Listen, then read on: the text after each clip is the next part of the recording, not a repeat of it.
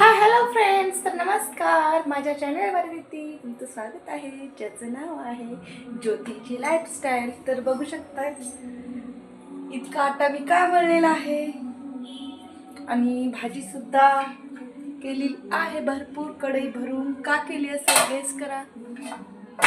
कारण मी नवीन बिझनेस चालू केलेला आहे, छोटा का असेना पण माझा स्वतःचा बिझनेस मी चालू केलेला आहे.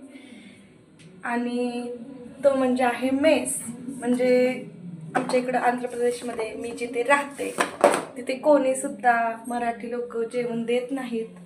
म्हणजे आपल्या महाराष्ट्रातल्यासारखं जेवण भेटत नाही. त्यासाठी मी म्हटलं बघूया ट्राय करून. कारण सगळे प्रयत्न झाले माझे करून, तर कशाला सक्सेस भेटलेलं नाही. ते माझं बॅड लक होतं. तर बघूया म्हटलं ट्राय करून आपण. त्यासाठी मी घेतलेला आहे मेसचा म्हणजे बिझनेस करायचं ठरवलेलं आहे. म्हणजे सध्या तर ह्या पिरियडमध्ये मी मेस म्हणजे आपल्या म्हणजे 4 ते 5 डबं बनवून देते. आणि मला माहीत पण जास्त नाही, नॉलेज पण नाही आहे की म्हणजे एका डब्याला किती रुपये घ्यावे, ते कमी होत आहेत का जास्त होत आहेत. तर कधी कधी मला असं विचार येतोय की बाबा जास्त तर नाहीत होत ना पैसे आपण घेतोय ते.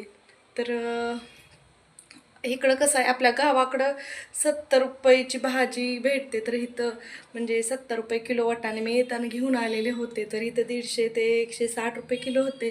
म्हणजे सहसा करून इथं डबलच रेट आहे सर्वाचा. आणि त्यासाठी मग मी